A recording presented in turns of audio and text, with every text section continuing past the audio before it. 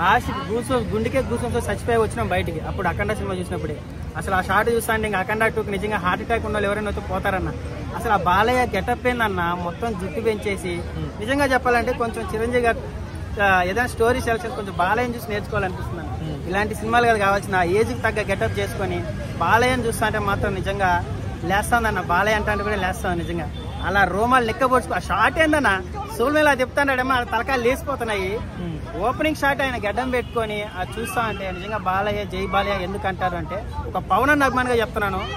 Teaser మాత్రం నిజంగా KCPD అన్న కొత్త చింపిపాడింది ఇంకా బాలయ్య సినిమా. అప్పుడు నిజంగా రిలీజ్ అయితే ఎలా ఉంటుంది, థియేటర్కి వెళ్ళాలంటే నిజంగా కొంచెం ఆలోచించి ఆర్ట్ పేషెంట్ ఎవరైనా ఉంటే మాత్రం అఖండాకి వెళ్ళేటప్పుడు మాత్రం కొంచెం చూసుకోబోండి.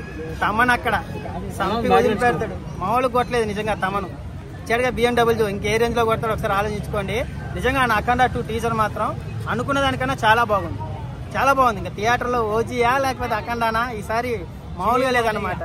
జై బాలయ్య జై పవర్ స్టార్ రెండు తగ్గట్లేదు.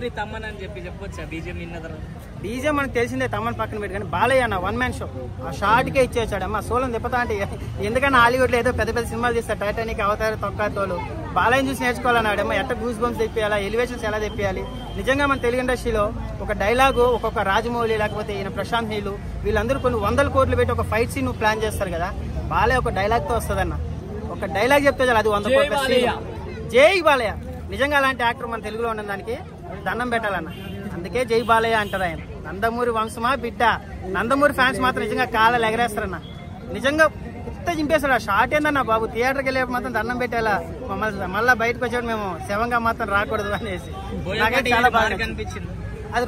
కానీ ఎక్కడో అనిపించింది అన్న, కొంచెం లేయర్ దాటారేమో అనిపిస్తుంది.